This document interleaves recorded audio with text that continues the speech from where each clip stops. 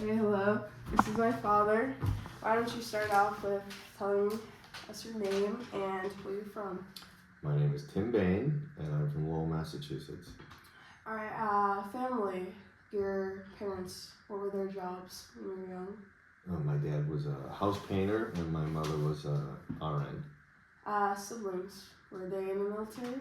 Yes, I had 3 older brothers, and they're all in the military and the army. Your grandparents. My grandparents, my grandfather on my father's side, he was in the Navy during World War II on a ship in the Pacific Ocean. Before joining the military, did you have any jobs that were different from the military? Very different from what I did. I was a sous chef at a local downtown restaurant, Fortunato's, and I was a line cook on at Arthur's Paradise Diner in Lowell. All right. Well, let's get into your military life. What made you join, and what branch? I'd always wanted to join the Army, but I put it off for a long time. I tried to get in as a journalist at one point, and there was no spots open. And then I got a call from my oldest brother, Mike, and he was deploying to Kosovo with the Massachusetts National Guard. And he was going as a medic, and they needed medics, and this was long. They knew they were going for a long time. So I could get in as a medic and go on that deployment. So that's what I said, okay, and I joined. Any schooling? I've had, throughout the career, I've had lots of schooling. In the beginning? In the beginning, I was basic training, which is 9 weeks. Mm-hmm. So that's normal. I don't know what it is now, but it's 9 weeks then. And then I did my MOS, which is your specific job training, which was combat medic, was 16 weeks. Okay. Any instructor that stood out?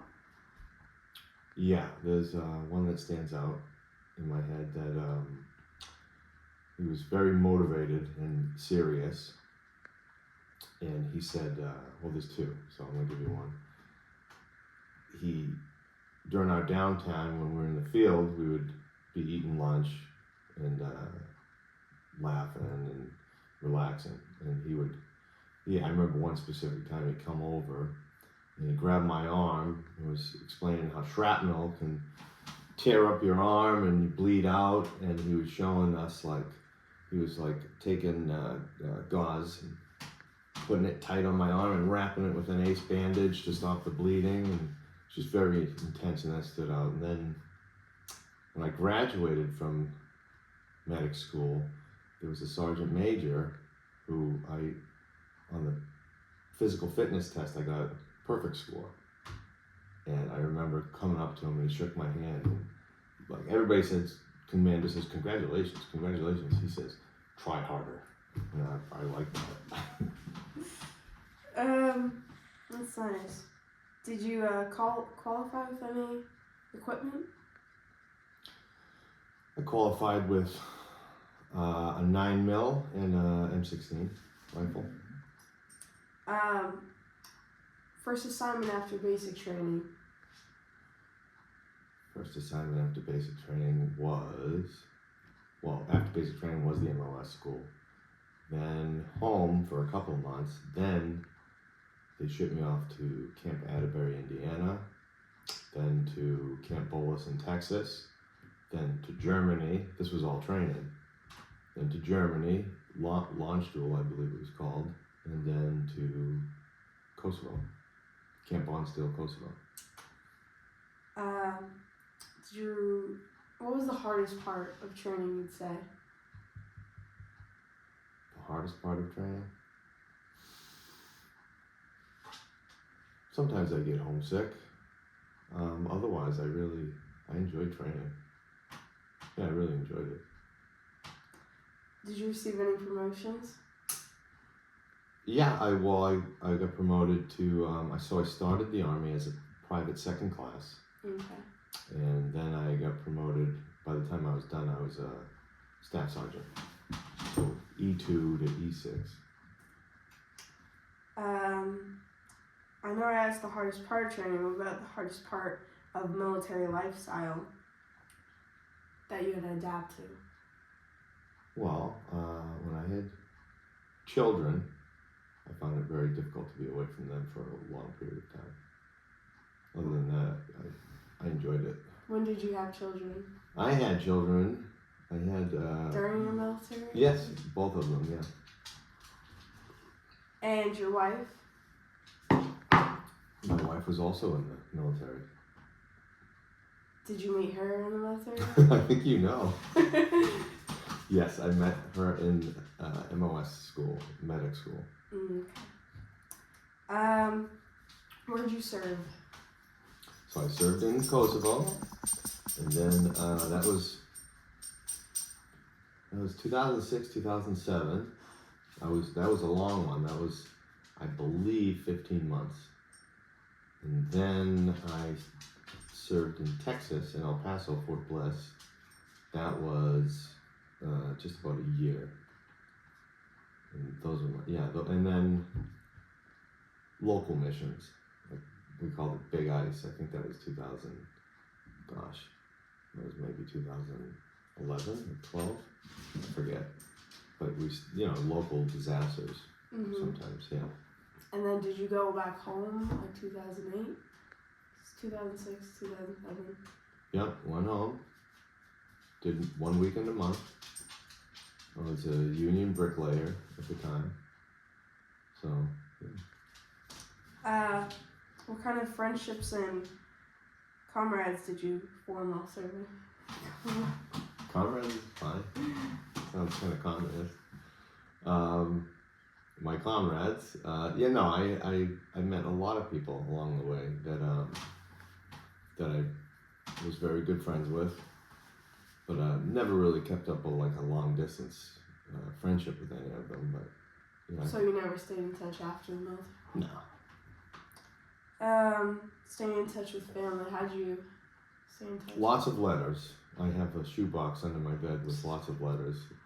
I have thrown some away over the years. It's not sentimental to me, but ones that I can't throw away that I have a lot of are from my grandma, because she passed. Yeah. Any phone calls? Phone calls, yeah. I didn't get a cell phone. What did I have? I can't remember. Yeah, I got a cell phone when I went to the Army, so 2005. So I would have that. So yeah, phone calls when I could make them. When you were off duty, what'd you do for fun?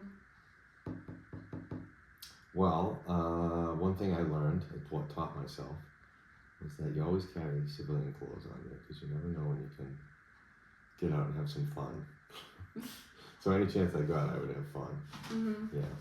What would you do? What would I do? It would depend on where I was. A lot of times I would like to just go see wherever I was, whatever town was nearby, like Indiana. Even going to the Walmart was kind of exciting because it's new. I like new things. Yeah, so that's about it. Germany, I went on long walks by myself. Even in Kosovo, I put my civilian clothes on and snuck off, and where I wasn't allowed. But yeah, I went and saw the people and had a coffee. And I remember I went to a suit shop and bought a suit. Do you recall any humorous or unusual events? Maybe a few. Nothing that really springs to mind. But yeah, there was plenty of fun times we had. Best part of your service experience? Best part? Probably my mission in Fort Bliss, because it was the Warrior Transition Unit. Basically, it's injured soldiers, varying degrees of injury. A lot of them PTSD, traumatic brain injury, lots of back injuries, debilitating back injuries, where they were kind of addicted to opioids and a lot of depression. So I was a staff sergeant, so I was in charge of about, I believe, about 10 soldiers, and I would see to them and get them to go to their appointments, and I'll give them an ear a lot of times, and a lot of times it was like a 24-hour job because they could call me anytime. And so I remember a few of them, I would go hang out with them, go out to eat, go bowling, and then I became the NCOIC of the Nurse Case Manager Clinic, which was the NCOIC is the NCO in charge of the Nurse Case Manager Clinic, and there I would be I would facilitate appointments and things for all of the soldiers. So it was after that, so they had already known me pretty closely, so it was nice. It was nice to be just around all of them, and I think I helped a lot of them. And then one time because it was regimented. It was believed that to keep them in line, and they should be in their uniforms every morning at 6 a.m. Mm-hmm. So whatever time that roll call was. But it was, I felt it was too militarized. I felt like they should take it easy since they were all kind of depressed and stuff. Yeah. So what I did was I went to the pool on base, and I selected a time spot. It was like 2 hours in the morning, and I said that I would do aquatics. I went to the first side and said I would do the aquatics, and then I would be facilitating their injuries. I would, blah, blah, blah. And then when we got there, I just said, jump in the pool. So every day we would just jump in the pool and have fun. Sometimes we'd get the basketball hoop, and we just had fun. So that was good. And another time there was a town in Serbia. No, it's not in Serbia, it's in Kosovo, but it was Serbians. So there was a town called Moskovo, and it was just old people, like very old, mostly old ladies, and it seemed like they were like abandoned, and they were living in real poverty. And one time I believe it was through the church and my parents to donate boxes of like first aid and food, and we would go and deliver that to the town in Moscow to the elderly. That was something I did, so I felt pretty proud of myself for that. A lot of good memories. Yeah. Do you recall the day your service ended? Yeah, it was very what's the word? Uneventful. It was just a day at drill. That was my last. There was no big like goodbye. It was just that was it. And what did I do? I remember I took a cross. It was just like they have like little bags. They have little Bibles and little bags, and it was all like I took a cross and put it on my rearview mirror, and that was like, for some reason I remember that because that's like my memento of my last day, and it hangs from my rearview mirror still. So that was back in 2013. So how'd you leave? Honorable discharge. I did 6 years, and then I re-upped for 2 more years, and then I just left on my own. Just end of contract. When you came back from Kosovo and Germany, how were you received by your family, community? Oh, they missed the heck out of me, yeah.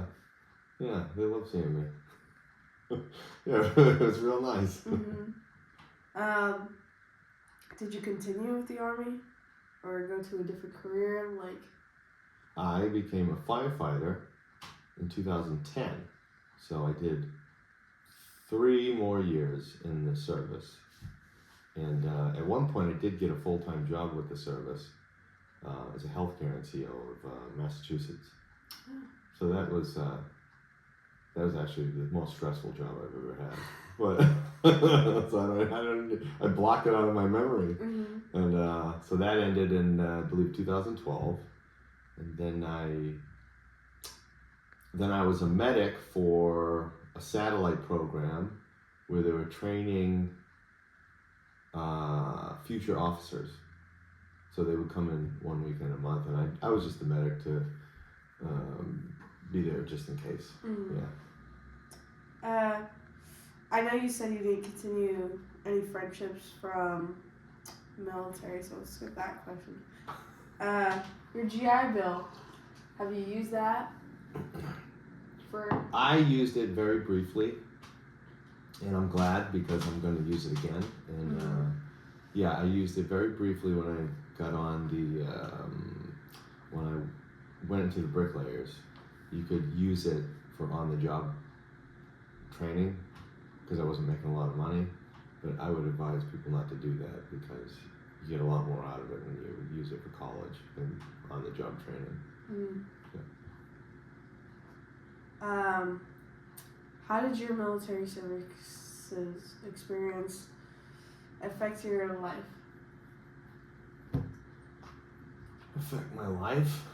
And your feelings about the military?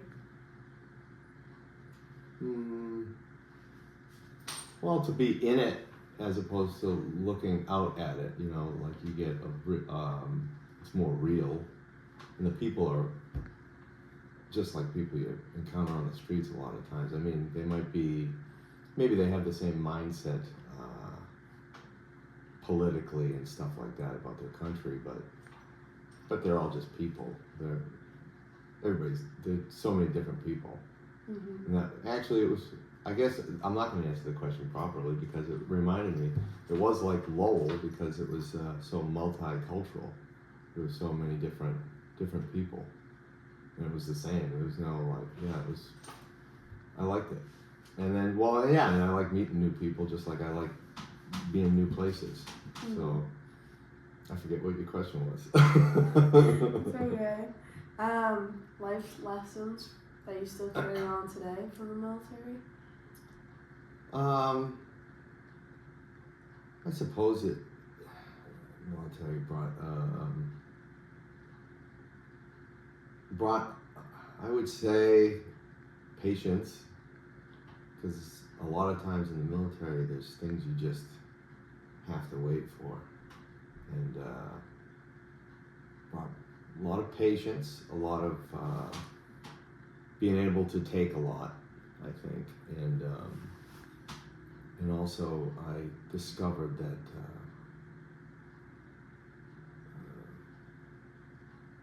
unified struggling you can do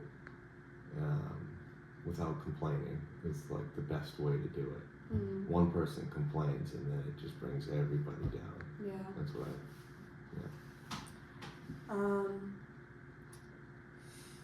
Well, you have a message to people who are hearing this? For kids or who specifically? Anyone about the military? The military's, military's necessary. The people in it are people like you and me. They're just people who chose to defend everything that we have here, the freedoms. A lot of people walk around free and maybe taking for granted everything with their petty little fights and stuff. But we're all here and we're all free to do whatever we want to do. And those are protected freedoms because you do need the military for that. And that people do when they join the military, they give up. They give up specific freedoms for a time to keep it going and preserve it. So yeah, that's it. Well, thank you for sharing, and thank you for your military service. You're welcome.